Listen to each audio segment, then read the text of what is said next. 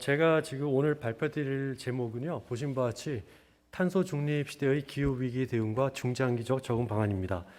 본 내용은 저희 연구에서 저희 특히 이제 센터에서 지난 3년간 그 우리나라 기후변화 적응 대책에 대해서 현황 진단과 개선 방안을 연구한 사례가 있는데 그런 내용을 토대로 해서 자료를 만들었습니다.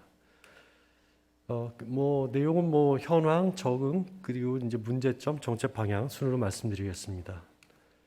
다 아시는 내용이지만 혹시 발표를 듣고 계신 분들 중에 기후변화에 대해서 좀 더 그 관심을 갖고자 하신 분들이 있다면 그분들을 위해서 몇 개 좀 준비해 보았는데요. 기후변화 현상 최근 걸 보면은 계속 암울한 그런 예측이 나오는 것 같아요. 밑에 보시면은 우리나라 기후변화 현상만 보더라도 지금 요 가운데 선을 놓고 왼쪽과 오른쪽, 그러니까 과거와 현재 비교해 보면은 온도가 계속 증가하는 거로 나와 있는 이런 그 현황이 되어 있고요. 특히 지난 그 한 100년간 연평균 기온이 6개 도시, 그러니까 주로 이제 광역시나 서울특별시를 기준으로 하긴 했는데 연평균 기온이 이 정도 상승했다고 하는 것은 동기간의 세계 평균에 비해서 2배 이상의 이런 상승이라고 보여지고 있고, 그렇기 때문에 우리나라에서의 기후변화 어떤 그 현상은 다른 나라에 비해서 많이 가속화되고 있다, 이렇게 볼 수 있을 것 같습니다. 그렇게 해서 기후변화가 발생했을 때 나타난 어떤 이제 부정적 영향을 한번 모아본 건데요. 몇 가지 대표적인 것만 보더라도 중국에서 발생했던 홍수, 일본의 폭우, 호주 산불, 미국 한파, 이런 내용들은 너무나 잘 알려져 있는데, 이런 기후 위기 현상이 발생했을 때 이제 수반되는 것은 그 막대한 인명 피해라든지 재산상의 피해, 이런 것이 수반되는 것이 더 큰 문제를 할 수 있겠습니다. 그런 그 기상 이변으로 인한 경제적 피해를 한번 다른 자료를 한번 놓고 본 건데요. 우선은 자연재해로 인한 전 지구적 경제적 손실이 연간 한 140억에서 1,400억 달러 정도 수준 되는 것이고, 이러한 것들은 계략적인 집계이긴 하겠는데 트렌드를 보면은 시간이 지나면서 계속 이렇게 증가하고 있다는 것이 좀 위협적인 내용인 것 같고요. 그 기후변화로 인한 이런 피해를 일으키는 원인도 보면은 유형을 봤을 때 폭풍, 지진, 홍수, 산불, 굉장히 다양하게 전개가 되고 있습니다. 그러니까 우리나라 같은 경우에도 보면은 최근 10년간 자연재해로 인해서 한 194명의 인명 피해와 함께 20만 명 정도의 이런 이재민이 발생하는 이런 그 부정적 효과가 있었고요. 그리고 경제적 손실도 3조 4천억 원, 복구 비용은 그것에 한 2에서 3배 정도 되는 비용이 추산된 이런 사례도 있습니다. 그리고 지금 보는 거는 이제 그 IPCC에서 리포트를 정기적으로 발간하고 있죠. 오차 보고서가 2013년 당시에 나왔고, 이제 아마 올 연말 또는 내년이면은 6차 보고서가 이제 아마 출간돼서 발표될 예정인데, 그 내용 중에 이제 워킹그룹 1에 대한 것만 한번 비교해 보았는데요. 이게 13년에 나온 그 5차 보고서고 21년에 발간되는 현재 이제 마지막 워킹그룹 2 같은 경우는 마지막 이제 검토 작업이 있는데 1은 이제 이렇게 발표됐죠. 두 개를 비교해 보니까 이제 지구 평균 그 기온 상승을 보면 13년에는 이 정도 상승을 할 거다라고 이때 이제 상승이 됐는데, 요 기간 중에는 더 상승을 많이 한다든지 하는 것, 그리고 지구 평균 해수면 상승도 좀 더 크게 예측이 되고, 그리고 복사 강제력 등등 여러 가지가 AR6에서 나오는 결과들이 AR5보다 좀 더 우리한테는 부정적인 영향을 주는 내용으로 이렇게 예측이 되는 것으로 봐서는 기후변화가 좀 더 우리한테 가속화되고 있고, 그로 인한 영향이 좀 더 부정적으로 전개되고 있다, 이런 걸 볼 수 있을 것 같습니다. 그리고 이거는 그 기상청에서 발간한 1.5도씨 특별보고서 해설과 관련된 것인데, 1.5도씨로 온난화를 막을 경우 또 2.0도씨로 됐을 경우에는 이런 차이가 있다는 것인데, 쉽게 말해서 1.5도씨 정도 기온 상승이 있을 때는 산호초가 이 정도가 위험하겠지만은 2.0도씨는 이렇게 굉장히 또 안 좋은 효과가 나타나는 것 같아요. 사실은 2.0도씨 같은 경우는 파리 어그리먼트 할 때도 쉽지 않은 결정이긴 했는데, 그조차도 지구 환경 보호를 위해서는 좀 그 소극적이다. 그러니까 1.5도씨로 가는 것이 좀 더 그 자연환경 보존에 이바지한다라는 의견을 뒷받침하는 결과로 볼 수 있겠는데 1.5도씨와 2도씨 차이도 이 정도 차이가 있다라는 것, 이건 시사하는 바가 크다 생각을 합니다. 그래서 이런 어떤 기후변화로 인한 부정적인 영향을 막고 기후변화 자체를 막기 위해서 저희가 이제 감축을 많이 하고 있죠. 완화를 위한 여러 가지 행동도 하고 있고 기후변화 당사국 총회에서 각 국가들이 이제 그 탄소 발생을 좀 배치로 제한하는 이런 그 일련의 그 협상들을 하고 있는데 그것과 더불어서 뭐 어쨌든 그 여태까지 나온 탄소량이라든지 앞으로 발생할 이런 카본을 놓고 봤을 때 대응만으로만 그러니까 대응에 있어서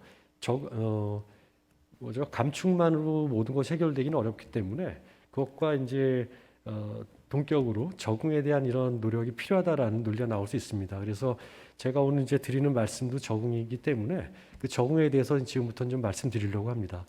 기후변화 적응이라는 것은 보시는 것처럼 기후변화의 기후 자극과 기후 자극의 효과에 대응한 자연과 인간 시스템의 조절 작용이라고 하고 있고 또 기후변화 결과로 발생하는 새로운 결과를 활용하여 기회로 삼는 행동 또는 과정까지도 포함한다 하는 것인데 기후변화가 굉장히 부정적인 영향을 나타내는 것은 맞습니다만 거기에 대응하는 것과 동시에 이런 어떤 새로운 그 변화를 기회로까지 활용하는 것이 적응의 영역이다 이렇게 생각할 수 있겠습니다.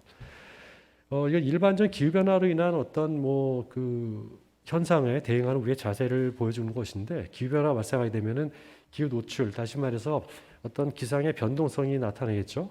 그래서 기후 노출이 되게 되면은 뭐 인간은 물론이고 자연환경에 초기적인 영향이 발생할 것이고 그런 영향이 발생할 때는 기본적으로 자연계나 우리 인간도 자생적으로 적응하는 그 경우도 있습니다. 특히 자연 같은 경우는 자생적인 적용을 하는데 문제는 이제 시간 텀이죠. 이게 굉장히 오랫동안 서서히 진행된다면 적응을 하겠는데 최근과 같은 상황에 기후변화가 발생한다면은 적응을 위한 물리적인 시간이 부족한 건 자명하고 그렇기 때문에 자생적 적응을 한다 하더라도 잔류 영향이 굉장히 클 겁니다.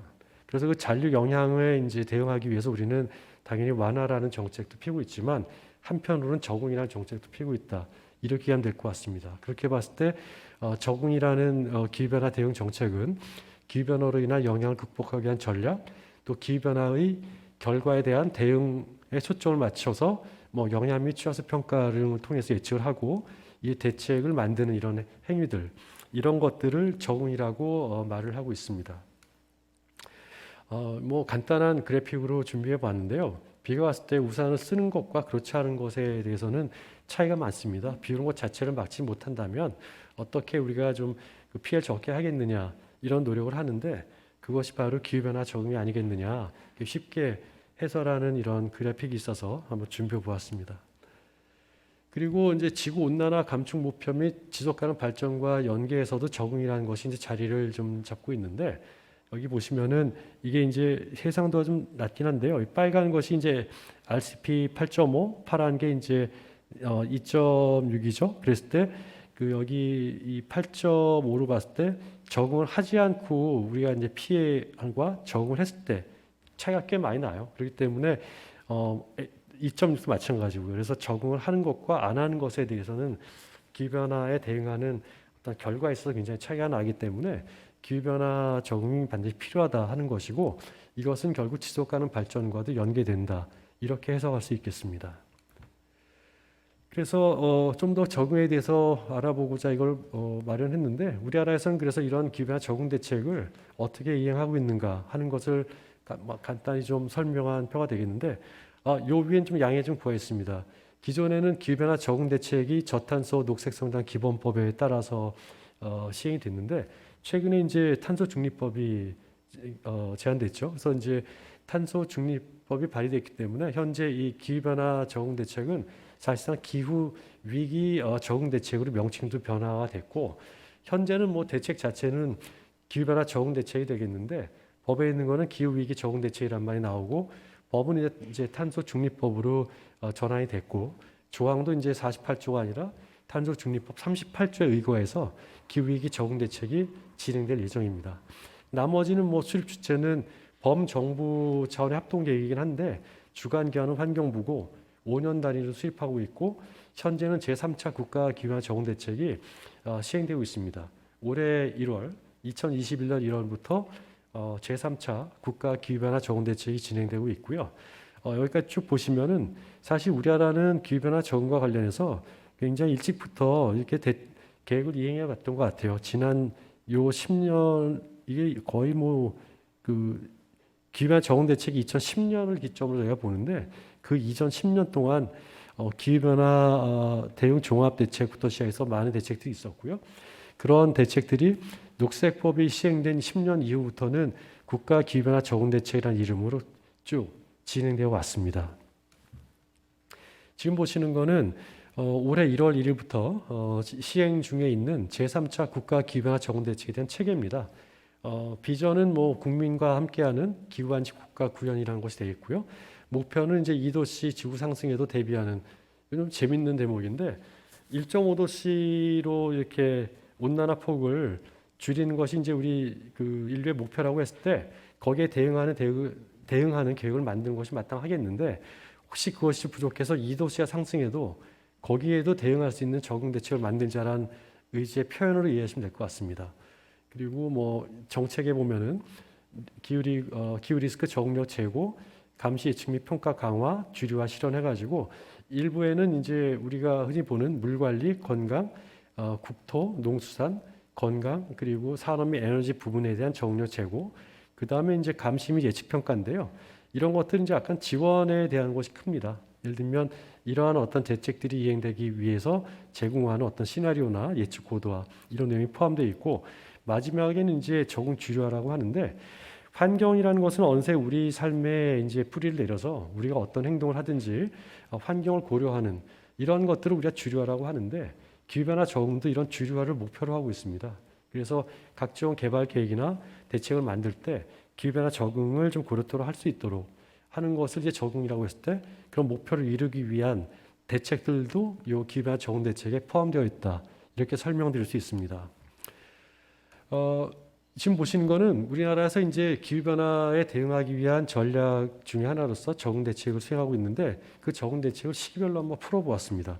2010년에 처음 시행할 당시에는 딸랑 법이 있는 정도였는데 2020년 현재 시점 보면은 그 계획 수립 지침이나 모니터링 지침, 그러니까 법을 시행한 데 있어서 반드시 그 수반돼야 되는 여러 가지 액션들이 처음엔 고려되지 못했는데 중반 이후부터는 계획 수립 지침이라든지 모니터링 지침이 마련돼서 계획이 좀 더 대책이 좀 더 그 짜임새 있게 진행될 수 있도록 법적인 정비가 계속 이루어졌다 이렇게 말씀드릴 수 있습니다.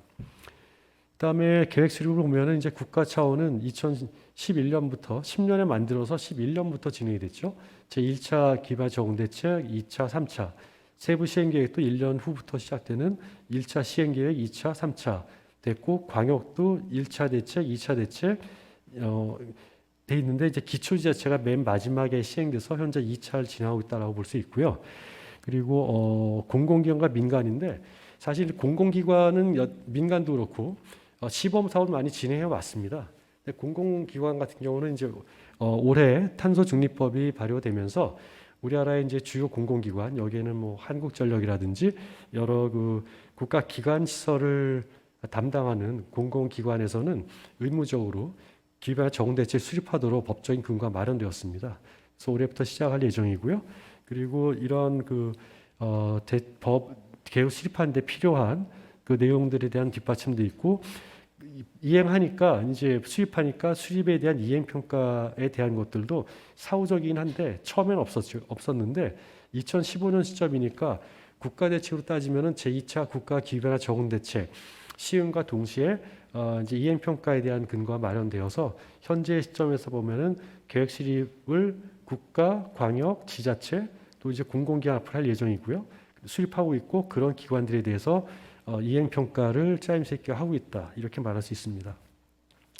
그리고 계획 수립할 때는 사실상 그냥 수립하는 게 아니라 미래에 대한 어떤 기후변화 예측도 하고 거기에 근거해서 대책을 마련하는데 예측하는 게 쉬운 일은 아니거든요. 그것도 이제 일반 지자체 또는 공공기관의 뭐 미뤄둘 수는 없기 때문에 국가 차원에서 이런 지원 활동을 해야 되는데 그 얼마큼 되고 있나를 보는 것인데 우선은 뭐 기상청에서 제공하는 기상 기후 시나리오 같은 경우는 첫 시기부터 계속 지원이 되어 왔고요. 다만 뭐 기후변화 영향 및 예측 평가 도구는 사실 최근에 들어서 좀 정비되고 진행하고 있고 그 전에는 이제 2014년부터 취약성 평가 도구 정도를 국가에서 지원하는 그런 상황이었다 볼 수 있겠습니다. 다른 나라도 한번 살펴보았는데 영국이나 일본을 살펴보았는데 이 내용들은 뭐 관련법은 영국이 2008년, 우리나라 2010년, 일본 2018년에서 국가별로 오면은 영국이 제일 앞서서 대책을 시행하는 법을 만들었고 그다음 우리나라, 일본이 이렇게 진행하고 있다. 이렇게 하면 될 것 같습니다. 특히 영국은 뭐 기후변화 적응에 있어서는 가장 앞서간 나라이기 때문에 그런 나라와 일단 시기적으로 유사하게 시작한 뭐 내용적인 것도 말씀드리겠습니다만 시작 연도에 대해서는 우리나라도 사실로 뭐 이렇게 좀 꽤 빨리 진행을 했다라고 볼 수 있습니다. 그리고 계획 수립 뭐 같은 내용이 되겠고요. 연구에 재밌는 거는 어댑테이션 리포팅 파워라는 것은 공공기관의 적응 대책입니다. 우리나라에서 올해 시작하는 것을 그들은 이제 거의 10년도 이전부터 진행을 해서 대비했다는 것이 좀 특징적이게 되겠고요.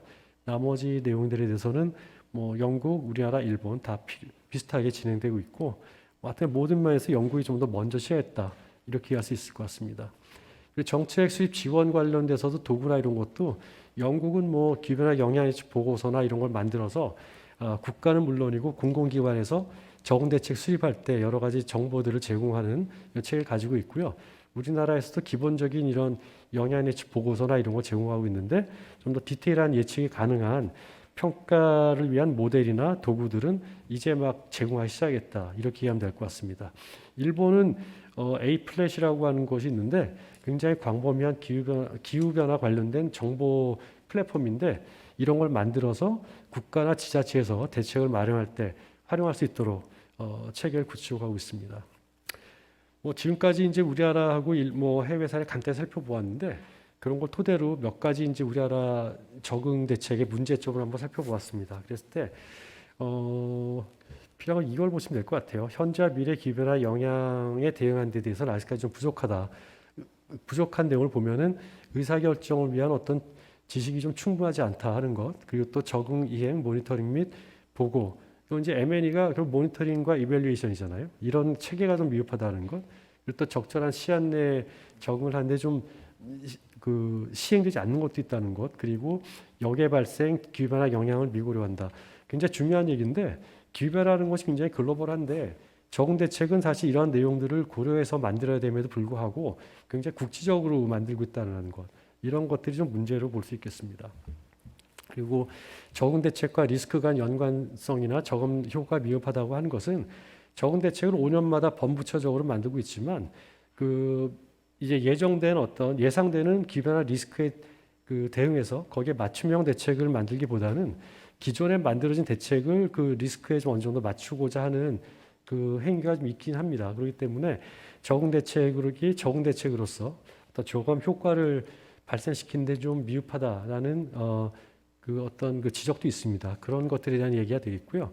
또 이행 평가가 뭐 소관 부처에서 자체 평가를 하고 그 다음에 전문가로 구성된 외부 평가단이 평가를 합니다만 예를 들면 뭐 무더위쉼터다 이런 게 있다면 그런 것에 어떤 수혜를 입는 일반 국민들의 의견도 좀 들어보면서 이행 평가를 한다면 좀 더 현실적인 이런 평가될 수 있겠는데 그런 어떤 국민들과 소통하는 체감형 평가는 좀 부족한 것이 아닌가 이런 지적도 있어 왔습니다.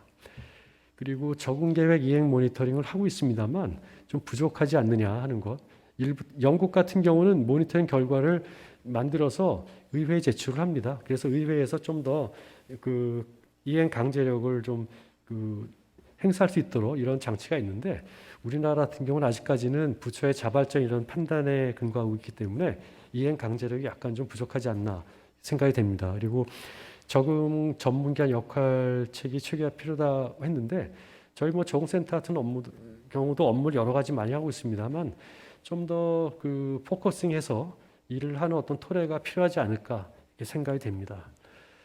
그리고 또 하나는 뭐 정보 제공 고도화 방안 마련인데, 특히 지자체가 우리나라에서는 기초지자체가 한 230개가 되는데, 기초지자체가 5년마다 한 번씩 적응대책 세부 시행계획을 만드는 거는 굉장히 부담스러운 일은 맞습니다. 근데 그들이 그런 걸 만들 의지가 있다 하더라도 사실 뭐 과학적으로 내가 뭘 어떻게 해야 될지, 어떤 예측 도구를 써서 예측을 하고 어디까지 대책을 만들어야 되는지에 대해서는 아이디어가 좀 부족합니다.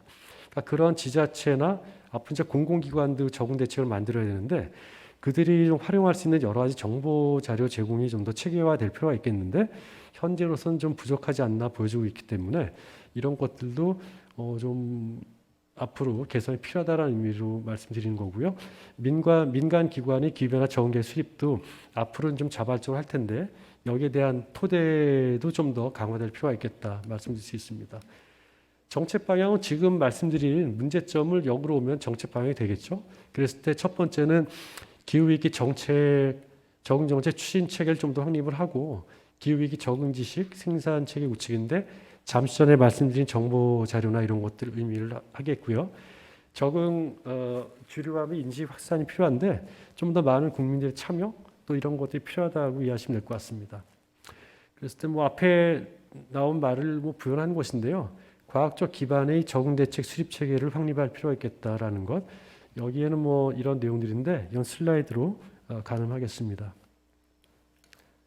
그다음에 적응 대책 수립 및 이행 지원인데, 이행 평가 굉장히 중요합니다. 이행 평가를 하기 위해서는 사실상 우리가 적응 대책을 수립하는데, 수립할 때는 기후 변화로 인한 부정적인 영향을 좀 상쇄하겠다 하는 것인데, 중요한 것은 어디까지 상쇄할 거냐는 적응 목표라는 것이 좀 있으면 좋겠는데, 이런 것이 좀 불명확합니다.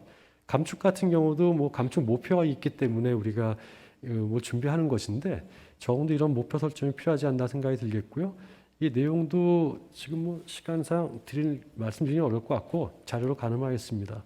그리고 지자체 기후변화 적응을 위한 정책 강화도 지자체의 대책 수립을 위한 이런 뭐 여러 가지 실질적인 지원이 필요하다라는 것을 좀 말씀드리고 싶고요. 공공기관이 이제 의무화되어 있기 때문에 이런 곳에 대해서도 지원할 수 있는 기반이 좀 마련될 필요가 있겠다라는 것. 그리고 주류화를 위한 정책 이행도 뭐 여러 가지 개발 사업이나 이런 것을 할 때 적응이 고려될 수 있도록 뭔가 그 제도적인 정비를 하는 것, 이런 것들이 필요하지 않나 보고 있습니다. 이상으로 발표 마치겠습니다. 감사합니다. 예, 반갑습니다. 소개받은 이동군입니다. 제가 이제 오늘 그 발제문들을 보고 다시 좀 제가 그동안 공부했던 걸 한번 본 적이 있습니다. 오늘 같이 토론자로 참석하고 계시는 김정 교수님과 문통 교수님과 함께 2012년부터 13년까지 기후 친화적인 안전 사회를 연구한 적이 있었어요. 그 두 분의 오늘 했던 이야기들이 그 책에 다 녹아 있기 때문에 아마 그 책을 보시면 훨씬 이제 그 7책까지 이야기가 다 포함되어 있지 않을까 생각은 해봅니다. 그때 우리가 나왔던 상담하는 이야기가 뭐였냐면, 그때 기후 친화적 안전 사회를 표현을 하고 있지만, 어떤 그 에너지 전환, 뭐 그런 산업적인 부분도 중요하지만, 수요에 대한 부분, 우리 인구에 대한 부분, 또 GDP에 대한 부분 같이 고민해야 된다는 논의했고, 제가 이 환경 정책을 오늘 이제 논함에 있어서 과연 우리의 GDP 목표는 얼마일까?